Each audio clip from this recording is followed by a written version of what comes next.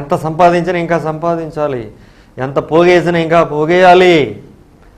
ఒకానొక దినాన్న దాని అంతమేంటో తెలిసిన మరణము, ఒకానొక దినాన్న దాని అంతము నరకము, ఒకానొక దినాన్న దాని అంతము నాశనము.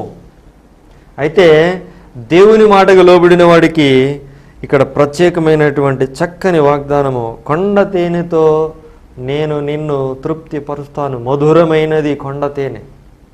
ఆయన మాటలే మధురమైనవి.